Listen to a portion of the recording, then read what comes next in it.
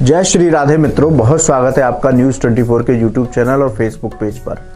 मैं हूं हरि गोपाल शर्मा। मित्रों, आज के टॉपिक में हम बात करेंगे गोपाष्टमी पर्व के बारे में। क्या है गोपाष्टमी का पावन पर्व, इस दिन हमें किस विधि विधान के साथ पूजा करनी चाहिए, साथ ही हमें वो क्या विशेष उपाय करना चाहिए जिससे हमारे जीवन के सारे संकट समाप्त हो जाए। तो आइए शुरू करते हैं अपना विशेष प्रोग्राम गोपाष्टमी पर्व। मित्रों, कार्तिक मास परम कल्याणकारी मास है। भगवान विष्णु ने स्वयं अपने श्रीमुख से इस बात को कहा कि कार्तिक मास मुझे अत्यंत प्रिय है। कार्तिक मास का हर दिन पर्व त्योहार की तरह मनाया जाता है। कार्तिक मास को दामोदर मास भी कहते हैं।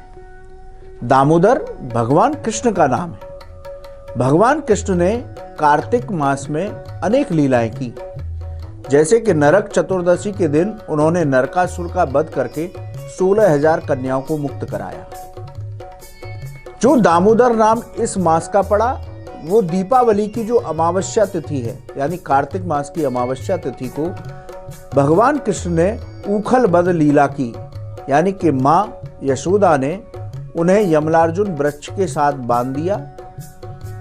जैसे कि नाम से स्पष्ट है, दाम माने रस्सी, उदर माने पेट, इसीलिए उनका नाम पड़ा दामोदर। मैया ने उनके पेट पर रस्सी बांधी और भगवान ने इस लीला के माध्यम से कुबेर जी के 2 पुत्रों का कल्याण किया, जो नारद जी के श्राप से वृक्ष बन गए थे। नलकूबर और मणिग्रीव, ये कुबेर जी के दोनों पुत्र थे। भगवान ने दामोदर लीला करके इन दोनों वृक्षों को पुनः मनुष्य योनि, देव योनि प्रदान की। तो ये लीला कार्तिक मास की अमावस्या तिथि को थी।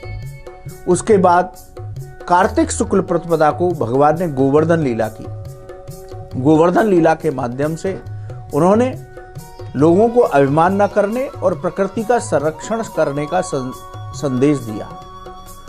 अब कार्तिक मास की जो अष्टमी तिथि है शुक्ल पक्ष की, उसको गोपाष्टमी पर्व मनाया जाता है। इस तिथि को भगवान ने गोचारण लीला शुरू की थी, यानी कार्तिक मास के शुक्ल पक्ष की अष्टमी जो तिथि थी, उसी तिथि से कृष्ण और बलराम जी सबसे पहले गायों की पूजा कर गायों को चराने के लिए निकले थे। उन्होंने इस लीला के माध्यम से लोगों को गायों के संरक्षण और संवर्धन की शिक्षा दी।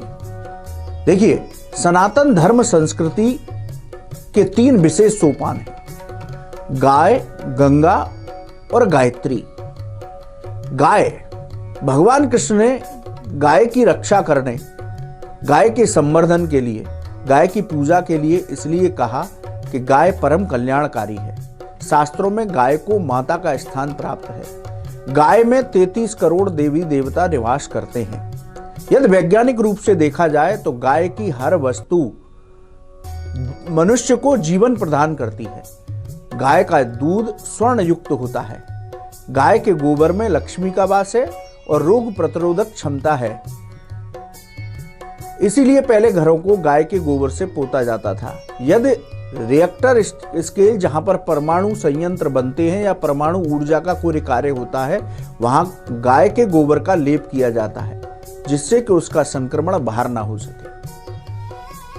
विज्ञान कहता है कि गाय के पास रहने वाले मनुष्य का रक्तचाप सामान्य रहता है। तो गाय का हर पदार्थ और गाय जहां रहती है वो वातावरण परम शुद्ध कहा जाता है।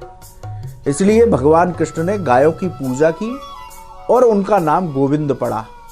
और साथ ही लोगों को भी ये संदेश दिया कि यदि आप गाय की पूजा करेंगे, गाय के पास रहेंगे, गाय की सेवा करेंगे, उसका संवर्धन करेंगे, तो आपके जीवन के सारे कष्टों का हरण मैं कर लूंगा।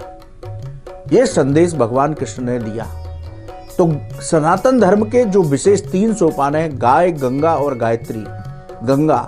गंगा जो जीवन दायिनी कही गई, इसलिए गंगा को भी साफ स्वच्छ रखने का संदेश दिया गया। जहां गायत्री की बात है, वहां गायत्री का मतलब है अपनी सनातन संस्कृति को संरक्षित करना। इसलिए हमें अपनी सनातन धर्म संस्कृति को बचा करके रखना चाहिए। उसकी जो मर्यादाएं, उनका उल्लंघन नहीं करना चाहिए। तो गोपाष्टमी पर्व के दिन भगवान ने गोवर्धन लीला समाप्त करने के बाद कामधेनु का आह्वान किया और कामधेनु ने प्रकट होकर के गोवर्धन भगवान का अभिषेक किया। भगवान कृष्ण ने कामधेनु का अभिषेक किया, उसकी पूजा की। ये भी एक दूसरी कथा है। तो गोपाष्टमी पर्व के दिन हमें गोविंद स्वरूप में भगवान कृष्ण की पूजा करनी चाहिए, क्योंकि भगवान कृष्ण के गायों की पूजा करने के कारण ही उनका नाम गोविंद पड़ा। तो भगवान कृष्ण के गोविंद स्वरूप की पूजा करें, उनका जो आपकी सामर्थ्य हो उसके अनुसार उनका पूजन करें।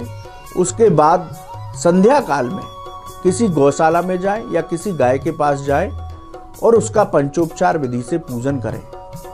आप में सामर्थ्य हो तो गायों के लिए जो आप दान करना चाहते हैं वो दान करके अवश्य आएं। हम तो कहेंगे कि जब भी समय मिले सपरिवार जहां आपके निकट गौशाला हो वहां सभी बच्चों को लेकर के परिवार के सभी सदस्यों को लेकर के जाया करिए और वहां गायों के बीच रह करके वहां कुछ श्रमदान कीजिए। गायों के बीच रहेंगे तो घर में कलह का वातावरण दूर होगा और आपका स्वास्थ्य भी ठीक रहेगा।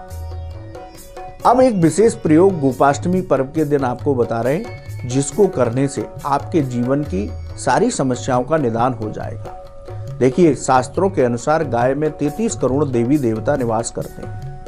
गाय की पूजा करने से भगवान कृष्ण ने स्वयं कह दिया, यानी तुलसीदास जी ने भी लिखा, विप्रधैन सुत संत हित, विप्रधैन सुर संत हित, लीन मनुज अवतार, मम इच्छा पूरन करो माया गुण गोपाल।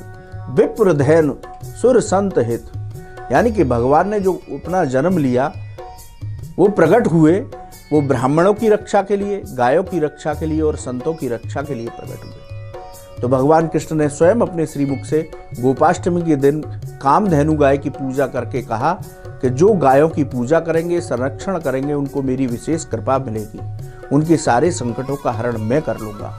तो हमें केवल गोपाष्टमी के दिन ही नहीं, हम देखते हैं कि गाय सड़क पर विचरती रहती हैं, पॉलीथीन खाती रहती हैं और वो बीमार पड़ जाती हैं। इसलिए हमें संकल्प लेना है कि किसी भी गाय को यदि हम सड़क पर देखेंगे तो उसको गौशाला में लेकर के जाएंगे और छोड़ेंगे। तो गायों का संरक्षण करने से हमारी संस्कृति बची रहेगी, गंगा को स्वच्छ रखने से हमारी संस्कृति बची रहेगी। ये विशेष माता का स्वरूप है, विशेष जीवन दायिनी है। तो गोपाष्टमी दिन के दिन आप गायों का पंचोपचार विधि से पूजन करें। अपनी सामर्थ्य के अनुसार गायों के लिए हरा चाला, कंबल, जो भी आपकी सामर्थ्य हो वो दान अवश्य करें। अब वो विशेष प्रयोग जिसको करने से आपको नवग्रह के द्वारा जो भी कष्ट प्राप्त हो रहे हैं, यानी कि कुंडली में आपके जो कष्ट हैं वो भी गाय की पूजा से समाप्त हो जाएंगे। तो प्रयोग क्या है कि आप गौशाला जाएं, जहां गाय रहती है वहां से कुछ मिट्टी, यानी कि गाय का गोबर और मिट्टी मिलाकर के लेकर जाएं और उसका कुछ भाग अपने घर की तिजोरी में रखें और उस मिट्टी का चंदन प्रतिदिन लगाएं, तो आपके जीवन के सारे संकट समाप्त हो जाएंगे। आपके जीवन में यह धन की समस्या है वो भी समाप्त हो जाएगी।